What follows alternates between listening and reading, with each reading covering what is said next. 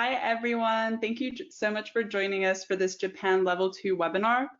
I always like to give a quick disclaimer at the start that I am doing this from home and I do have 2 dogs that I try to bribe with treats during this time, but if you hear some barking in the background, that's what that is, and I apologize in advance. So as Beatrice mentioned, we covered a lot of the introductory information about the art of travel and how we work in last month's webinar. So today I'm excited to really get into the details of booking Japan and just tell you a little bit more about how we approach planning itineraries in today's discussion. Since we have quite a big group today and quite a mixed group today, some of you have booked Japan before, some of you have not, some of you are experts in Japan already. So I really tried to pitch this webinar so that if you've never booked Japan, you'll get some solid foundations, but if you're already very knowledgeable about the country, you'll hopefully get some more in-depth insight as well.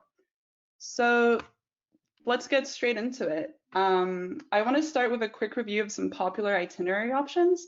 So I'll begin talking about the Golden Route, since this is by far the most popular route for first-time visitors to Japan. And then I'll discuss some ways that we suggest expanding upon this Golden Route itinerary based on people's interests and travel styles. So what is the Golden Route? Well, it basically loosely follows the old Tokaido Road, which was the most traveled route connecting Kyoto to Tokyo during the Edo period. And so today what that refers to is really 3 destinations, Tokyo, Hakone, and Kyoto. And I think that what makes this route popular, first of all, is really the logistical ease of getting from one place to another. So as you can see, every destination on the route is accessible by train or car, and the longest journey you'll have to do is about 2.5 hours. And what also makes this route easy logistically is that you can arrive either in Tokyo or in Kansai International Airport, or you can arrive in one airport and depart from the other as well. And the second reason I think this route is popular is really for the wide variety of experiences and sightseeing opportunities that it offers. So I think it really gives you a chance to experience the essence of Japan in a few different ways. So starting in Tokyo, we like to recommend 3 to 5 days here, but this could really be extended further if you wanted. But this is really where travelers get to experience modern Japan and see what a huge Japanese city looks like. So here it's really more about the architecture, the shopping, the pop culture, and also as the city with the most Michelin-starred restaurants in the world, it's also, of course, about the high-end dining. So after Tokyo, people can head to Hakone, either by private car or by train. And this is where people will usually get their traditional Japanese inn, or what we call ryokan, experience, and hopefully try out a hot spring onsen bath as well. There isn't a ton to do in Hakone beyond the ryokan stay. There's a few really great museums, but I would say that a maximum of 2 nights is recommended here. And this brings me to my first tip of this webinar regarding where to stay in Hakone. So the most popular option in the area is probably Gorakadan. It's definitely a good high-end option as it's really beautifully designed and it has many facilities, including a gym and a swimming pool, which is very, very rare for a ryokan. But my tip is that it's only really worth staying there if you're able to book one of the higher level rooms with the private hot spring baths. The kind of entry level rooms, they don't all have private baths and some of them can be a little bit dated. It's really luck of the draw. So that's why I like to recommend some alternatives in case you cannot access those higher level rooms. And so I think that probably my favorite alternative would be Gorabyakudan. It has a similar modern traditional fusion feel as Gorakadan, but it offers open air onsen baths in every single room. Or if clients are looking for a more traditional and authentic feeling ryokan, then I think that Yamanochaya can be a really nice option that kind of balances comfort with that authentic feeling. So moving on to Kyoto, again, we like to recommend between 3 to 5 nights in Kyoto, but you could happily spend longer there as well. And after the modern bustle of Tokyo, or the relaxed countryside feel of Hakone, Kyoto is really where people can get their feel of that traditional Japanese culture. So from visiting shrines and temples, or trying out cultural experiences like tea ceremony or meeting with an apprentice geisha. During this time, we also like to recommend a day trip to Nara to see Todaiji Temple, which has the largest bronze Buddha statue in the world. and of course to hang out with the very cute tame deer that roam Nara Park. So if you're looking for more details about a recommended Golden Route itinerary or other itineraries as well, you can find those in our Japan Insider collection. But this particular Essential Japan collection is basically covering the entire Golden Route. And this is a 7-day itinerary, but it can be expanded upon. And you can see here a day-by-day description of what to do in Tokyo, Hakone, Kyoto, and Nara. You'll also find some basic activities that we recommend. So for example, something like a sake tasting in Tokyo would be a really good fit in this itinerary. And then just some pricing information as well. So you'll see pricing information for 4-star category trip, a 5-star category trip, and then pricing by season as well.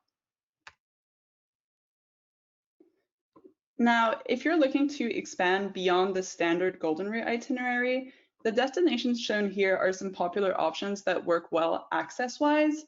As I mentioned, I'll talk about Kanazawa in more detail towards the end of the presentation, so for now, I want to briefly talk about the other destinations. So Osaka, that's going to be a good destination for people who want to get that city atmosphere and also people who are interested in nightlife. And it's also going to be a good chance to get a taste for more street food type cuisine as well. It's easy to add on to a Golden Route trip. It slots in after Kyoto very well. So you would go from Kyoto to Osaka, and then you have the option to either go back to Tokyo to depart Japan, or you can depart directly from Kansai International Airport. Moving ahead to a very different type of destination, Naoshima. So Naoshima is a little harder to get to, but it has been exploding in popularity the last few years, particularly thanks to the luxury hotel Benesse House, which is located there.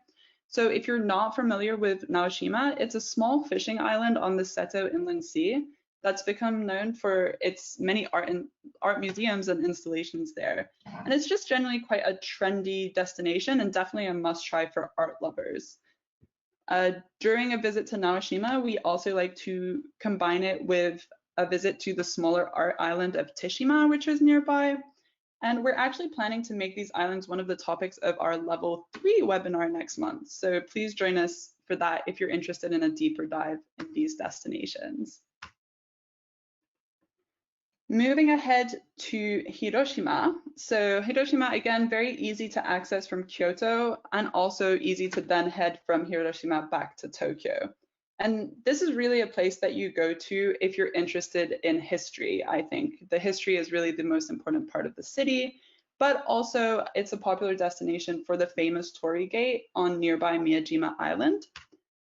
But very important, the famous Torii is currently under renovation for at least the next 2 years, and it's at least partially covered in scaffolding right now. So if travelers are thinking to visit this area mainly to get that picture with the Torii Gate in the water, it might be worth skipping for the foreseeable future. And then finally, Fuji 5 Lakes. So as the name suggests, these are 5 lakes that are kind of at the base of Mount Fuji. Most high-end travelers who visit this area will stay at Lake Kawaguchiko, since that has the most high-end ryokan options. I would say that this destination can really slot into the itinerary as an alternative to Hakone. It doesn't really make sense logistically to do both, but the main reason to go here over Hakone is really to see Mount Fuji. So there's a common misconception that Hakone is a good place to see Fuji, but to be honest, that's really not true. Although you might catch a distant glimpse of it on a clear day, that's really more the exception than the rule. So if people want to see Fuji, Lake Kawaguchiko is really the best chance. If people don't care about seeing Fuji, then Hakone has slightly more high-end ryokan options, and it's just a little easier to get to. So I think that's why that tends to be the standard. All right, so that was a very quick overview as Japan as a whole. As I mentioned, we have plenty of itineraries for first-time or second-time visitors to Japan as part of our Japan Insider collection on our website. But now just moving on to a place that is near to my heart, Tokyo. So I actually lived in Tokyo for over 3 years. I only just relocated to Los Angeles this year. And I can tell you that the city is endless. You will never manage to experience the whole thing. There's still neighborhoods that I did not make it to in the 3 years that I lived there. So, how do you plan for such a large and diverse city? Well, we like to think about it really in terms of dividing it into bite-sized manageable chunks. And so usually we'll do that by dividing the city into east and west. So for example, starting off in West Tokyo on day 1, we like to make this a guided day and to send visitors probably to Meiji Shrine, kind of first thing. And this is really to start them off with something that's very traditional and culturally interesting and just generally a nice introduction to Japan. We like to then combine that with the super hectic and trendy Takeshita Street in Harajuku and to really play with the contrast between the two. Then we'll usually arrange for a lunch in that area and maybe suggest a museum. So the Nezu Museum or the Ota Ukiyo-e Museum are both great options in that area. And then we'll usually recommend ending the day in Shibuya so that clients can get a chance to view the Shibuya crossing from one of the roof observatories and then possibly head out to explore the city on their own for the evening if they wish. So day 1 being West Tokyo means that day 2 will obviously be East Tokyo. Again, we recommend this as a guided day. And I think that a nice start to the day is visiting the old Tsukiji fish market. So in our opinion, it really isn't worth going to the new Toyosu wholesale market unless guests have a very specific interest in fish, just because that market is much more industrial feeling, whereas Tsukiji still has that kind of old charm. And if they do visit Tsukiji, this is also where they could incorporate a sushi making class if they had an interest in that too. And so after Tsukiji, we like to recommend something a little less touristy, a visit to the beautiful Kiyosumi Garden, which will usually combine with a Buddhist fire ceremony at the nearby Fukugawa Fudodo Temple. So a Buddhist fire ceremony is as cool as it sounds. It's just some Buddhist ceremony that involves a lot of fire. Then there are kind of 2 routes that travelers can take from here depending on their interests. So either they can head to Akihabara for fans of electronics and anime culture, or if that's not so much their style, then they can head to the Edo Tokyo Museum and the Sumo Stadium to continue kind of down this more traditional cultural path. Regardless of which option they choose, we then recommend ending the day with a visit to the famous Senso-ji temple in Asakusa, and then heading up the Skytree to get that view of Tokyo at the end of the day. So as I'm sure you're getting a sense for, after those 2 busy days, we usually like to give the 3rd day as a kind of free day for travelers to explore on their own if they wish. Personally, I think that most travelers should go to the Digital Art Museum or to the sister pop-up installation Planets if they get the chance, just because I think it's something that Tokyo really does uniquely well.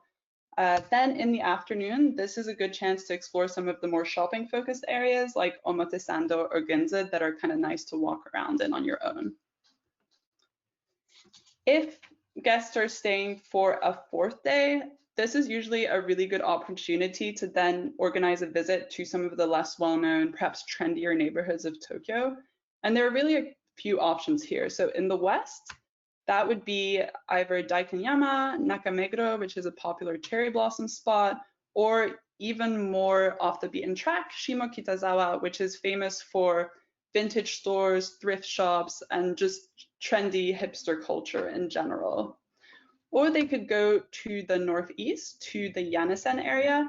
That area is going to be more kind of old Tokyo with smaller streets, and you'd really go there more for the kind of old charm and just to walk around. This is also a good day for clients who want to check out the Ghibli Museum if they have an interest in the films of the Japanese animation studio of the same name. But it is important to note that that museum is just a little bit outside the city center. And also, if you have guests that are interested in going there, tickets really do need to be booked well in advance because it's a really small museum and so they sell out very quickly. So that's what a fairly standard Tokyo itinerary can look like. The specifics are greatly going to depend in which part of the city clients are staying at. You should be able to see, I've tried to put on this map kind of the main high-end luxury hotel options in Tokyo, and you'll probably get the sense that a lot of them are in East Tokyo, with a few exceptions. So probably the most well-known exception would be Park Hyatt Tokyo of Lost in Translation fame, which is to the west of the city. But in all likelihood, your guests will be staying in the east, and so therefore it makes sense to plan accordingly. Moving ahead to activities in Tokyo. So we offer kind of two types of activities in the city. We like to offer some very high-end exclusive options with some very special experts. So for example, we have a private meditation with a really friendly Zen monk where you go to his temple and just meditate with him and talk to him about Zen Buddhism. Or we also have this Ido sword martial art lesson with one of the top Iaido masters in the country. So this is an ancient samurai martial art, which is going to be a great option for families, for example. But as you can imagine, because these are so dependent on very specific experts, they're also very dependent on availability. So that's why we also have an activity menu with still very high quality, but slightly more accessible options. So for these ones, we'll collaborate with a few different people to offer them, so availability is just less of an issue. We usually like to leave the more traditional cultural activities for when travelers go to Kyoto. So in Tokyo, we'll recommend focusing on activities that are more unique to Tokyo. So for example, a sumo stable visit, a food tour, or I really like suggesting the taiko drumming workshop, which is really great for families as well. And so lastly, restaurants. So this is where my second webinar tip comes in, since booking restaurants in Tokyo can seem like quite a complex and mammoth task sometimes.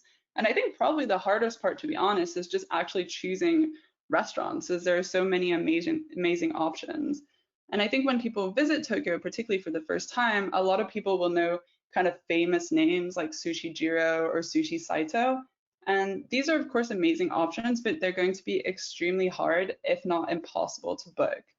And very honestly, I was fortunate enough to eat at Sushi Saito once, and I'll say it was extremely delicious, but it's not the most amazing experience because you just never get to quite relax, just because you feel so much pressure actually being there in the first place when it's so hard to book. So I would say that the good news is, even if you can't get into Sushi Saito, there's so many slightly less famous, but just as high-end, just as skillful, and just as delicious sushi restaurants to choose from. So a good starting point when looking for restaurants would be our Tokyo restaurant list. It's organized by type of cuisine, and then it also shows you detailed information about things like, difficulty of booking, if the restaurant accepts credit card, and of course some pricing information as well. So when it comes to the actual booking itself, then you also have two options. So some restaurants only accept bookings from hotel concierge, in which case that requires the person who made the hotel booking to coordinate with the concierge. But if restaurants accept bookings from other sources, then we at the Art of Travel can certainly assist in making those, although we do require a credit card authorization form just to ensure that the process goes as smoothly as possible. And just a final point that I want to make about restaurant bookings in Japan is about changes and cancellations. So this is a very cultural thing, and of course, we know that sometimes it's inevitable to cancel, but we do always try to explain that canceling or making last-minute changes in Japan is just not really something that's culturally accepted.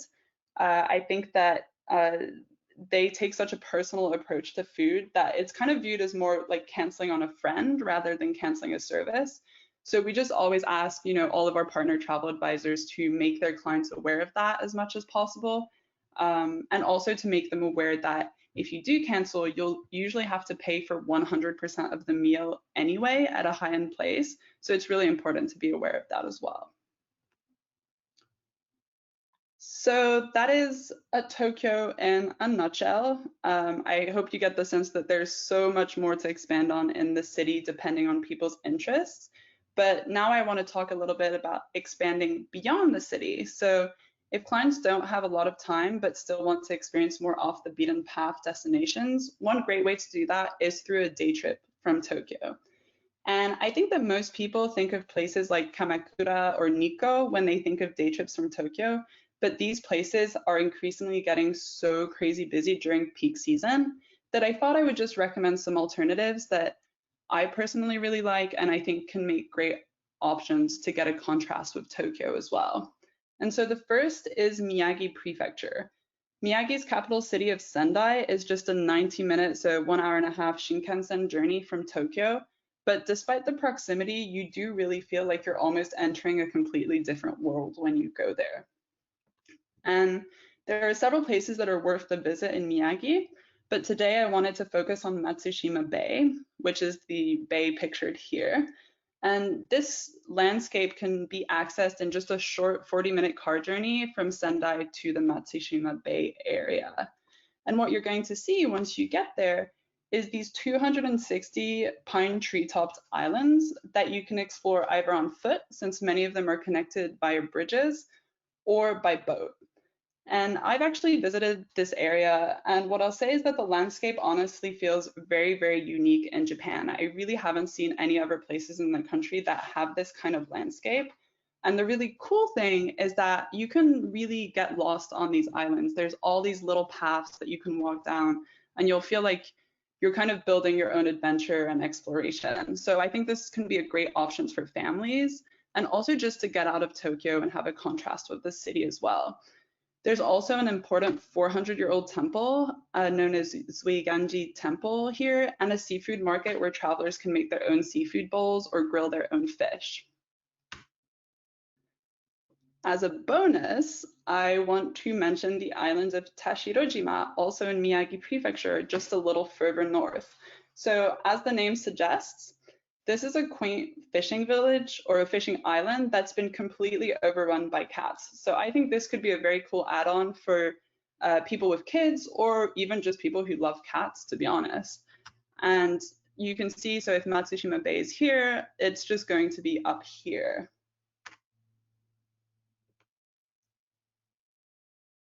As I mentioned, there are other great destinations in Miyagi. There's a lot of beautiful nature, as you can see in the picture, and even some ski resorts as well. But what I think makes this destination particularly appealing is just how welcoming the prefecture is of foreign travelers. So I just wanted to give their website a shout out, as it really does have an impressive number of resources in English.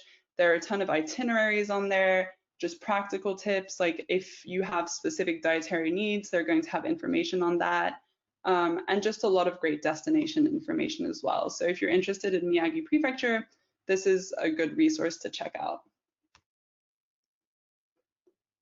And so the second day trip destination I want to mention is a really exciting one for foodies. So Koshu wine region is a 1.5 hour drive from Tokyo, and it happens to be one of the most important wine regions of Japan. I don't know how much you know about the wine scene in Japan, but it's generally thought that they're starting to do some really interesting and delicious things in terms of wine.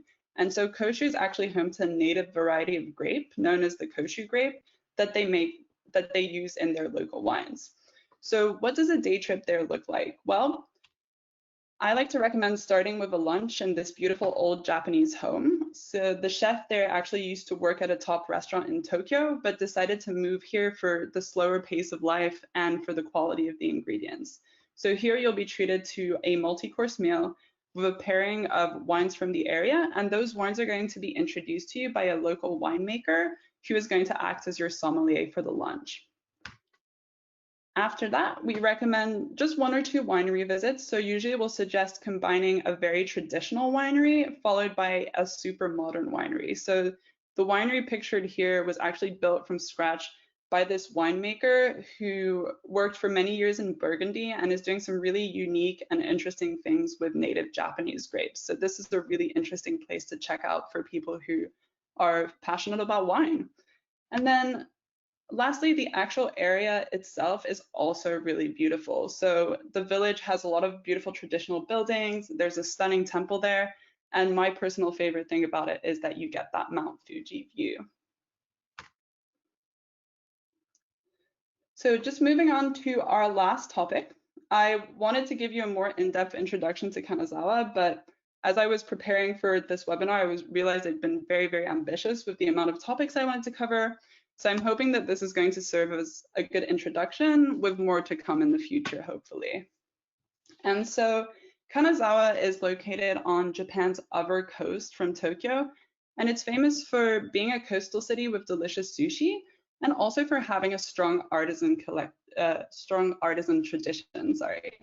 It's also the only major city other than Kyoto to not have been bombed during the war, which means that many parts of its old town are very well preserved. So I always tell people that this is a great chance to experience that traditional old town style of Japan without the crowds that you would find in Kyoto. And so Kanazawa can be accessed by Shinkansen from Tokyo in just under 3 hours. And it's then possible to take an express train to Tokyo in 2 hours from there. And as noted here, we'll usually recommend spending 2 to 3 nights in the city. And so this is what a recommended basic itinerary would look like. If travelers are arriving around midday from their previous destination, we'd usually recommend for that first afternoon visiting the castle, so Kanazawa Castle, which is here, and then moving on to Kenrokuen Garden, which is voted one of the top 3 Japanese gardens in Japan. So it's really worth the visit. Then on day 2, the next day, we suggest starting the day at the Omicho Fish Market. This is also a great, less crowded alternative to Tsukiji in Tokyo. And then we'd suggest continuing on to Higashi Chayagai, which is the old tea district, before finishing the day in Nagamachi, which is the old samurai district. And on this day, this is probably when we'd also recommend supplementing the sightseeing with a few activities. So for example, a visit to a traditional artisan studio, or perhaps a hands-on craft workshop if people are interested in getting their hands dirty as well. So I'll talk about a few options for that in a moment. Finally, if travelers are staying for a 3rd day, we would probably start them at the 21st Century Museum that has a very impressive collection of Japanese contemporary art. And then we'd probably want to get them a little bit outside of the city. So either we'd recommend a day trip to the Noto Peninsula, or they could transfer to the nearby Kaga Onsen, where they could spend the night and have that ryokan experience. So Noto, that kind of offers a great opportunity for some nature and some seafood, while I like to strongly recommend Kaga Onsen as a more authentic and perhaps less crowded alternative to Hakone as well. There's some really good ryokan options there, and it just slots nicely into the trip if you're combining it with Kanazawa. As I mentioned before, Kanazawa is a very important city for craft, so a lot of the very special and unique activities that we like to focus on when people visit will tend to be artisan studio visits or craft workshop. If you know a little bit about the art of travel, you'll know that we were founded in Kanazawa, and actually our founders are all artisans themselves. So this is something that's near to our heart. My top recommendation would be probably the lacquerware artist studio visit, just because the artist is so knowledgeable and so friendly, and it's a great opportunity if you're an art lover, or if you know nothing about art but want to discover something about the kind of traditional craft culture of Japan. And then also the bamboo basket weaving workshop. That's just a really interesting workshop to do with families. For example, kids can kind of get their hands dirty trying to make some bamboo baskets and have something to take home with them. That's it for me. I realize it was a lot of information today, so we'll send the recording around. There's a lot of information on all the slides if you need to refer back to those, or if you have any questions, please feel free to get in touch with me. I've left my details here as well.